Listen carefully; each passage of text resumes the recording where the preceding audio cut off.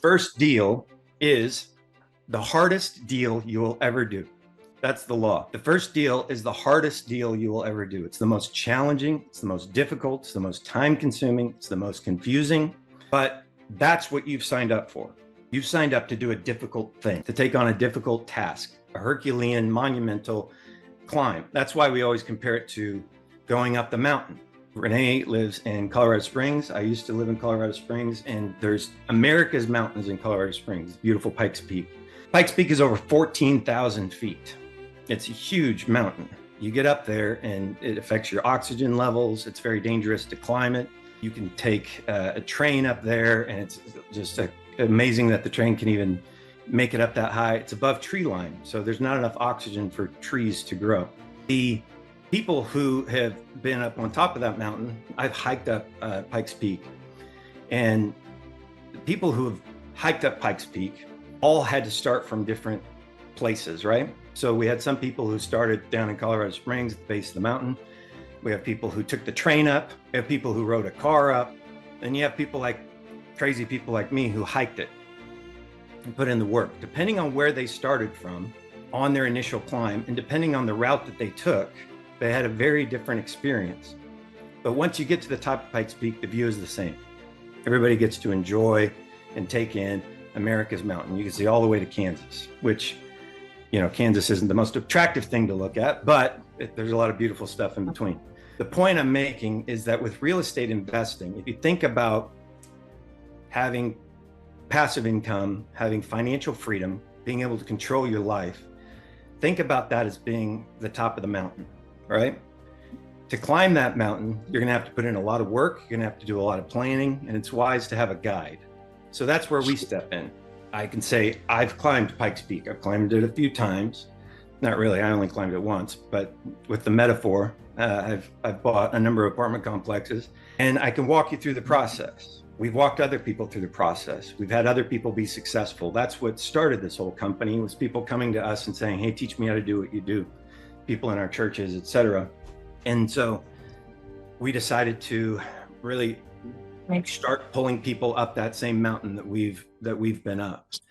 And so the challenge of owning an apartment complex and having that apartment complex replace your income is a significant one. But that's not the only measure of success. It's important when you're climbing a mountain to focus on the process, focus on the journey, focus on the steps that you're taking, and learn to enjoy progress.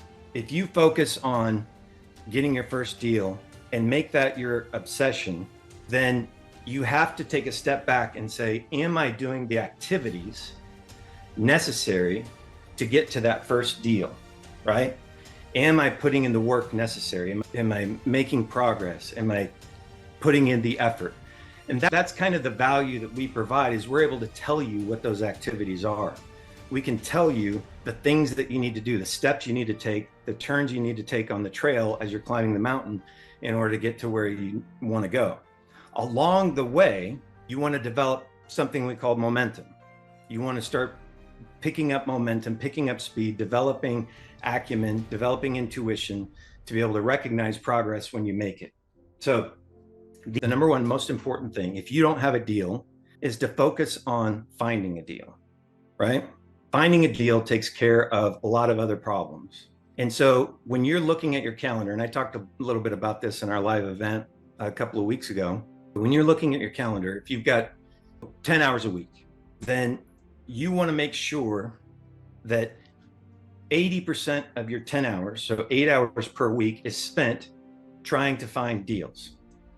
Now, in the beginning, for those of you who know nothing about real estate, it's fine to take a couple of weeks where you're setting up systems, you're understanding what you're going to be doing.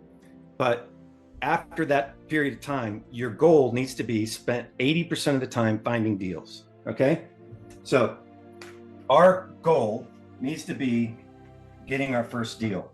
The number one activity is finding that deal. So what are we doing for lead generation? What are we doing for creating those opportunities to dive into a deal? And if this is our obsession, if our first deal is our goal, does our calendar match our objective?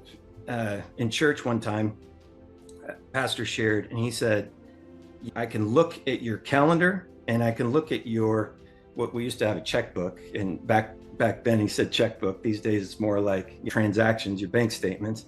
I can look at your calendar and your bank statements and I can tell you who you are. Not who you want to be, not who you perceive yourself as, but who you actually are. And so as you are reflecting on the last week and the week before that, and the next week and the week after that, does your calendar reflect who you want to be? If you have 10 hours a week, it's going to be critical to focus on making progress towards that first deal and spending 80% of your time trying to find the deal.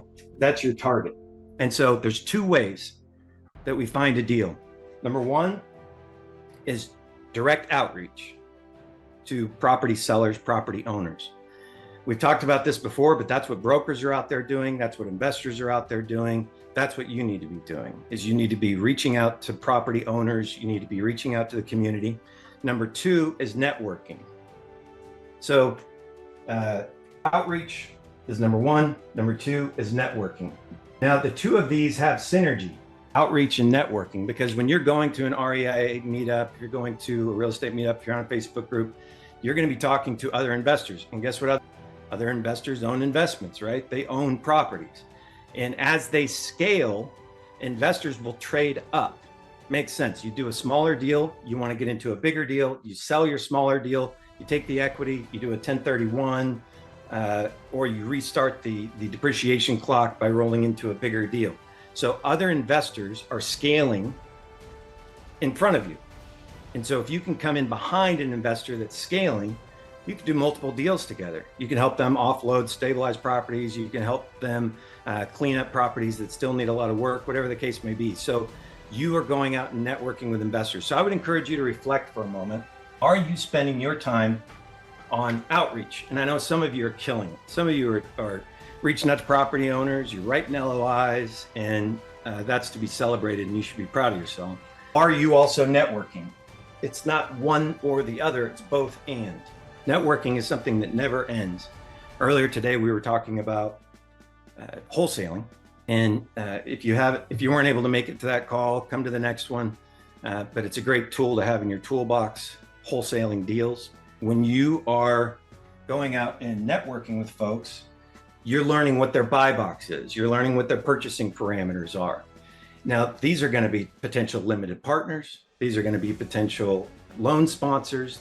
They could be private lenders. They could be investors that when you find a deal, you say, hey, I've got this deal tied up. Why don't I transfer it over to you? And I can make hundreds of thousands of dollars on a wholesale deal, right?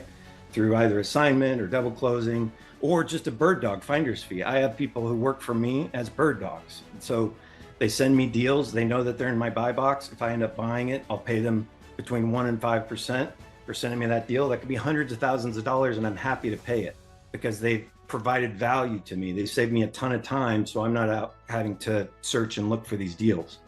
So are you spending time finding those deals and finding that network? Now listen, when it comes to network, a lot of you are in a network now that doesn't support your objectives. For a lot of you, step one is replacing your network, right? So if you talk to your friends, if you talk to your family, they can't even imagine owning real estate. They can't even imagine investing with you. They're living on a shoestring. That is going to influence you. You start talking about investing, maybe they laugh, maybe they say you've got big unrealistic dreams. They're not supporting you. They're not going to be the type of people that are going to help you to scale to the level that you want to. So for many of you coming in, the first step on the path to success is replacing your network. Are these the kind of people? Are you surrounding yourself with the kind of people that you want to be? Because inevitably you will become them. Number one, when we're trying to find a deal, we're trying to do our first deal, we need to actually spend time reaching out to property owners, and we need to spend time networking. Now that networking is going to include brokers, it's going to include, private lenders, it's going to include going to meetups, but you have to continually do both of these, and you need to spend 80% of whatever time is available to you doing them. You need to mark it on your calendar and block it out. Otherwise, it just won't happen. So you control your life by putting it on your calendar. And then when that happens, you have to go out and do it. That puts you in control. So you happen to your life, you happen to your schedule, you determine what the priorities are, and that's where that first deal will happen.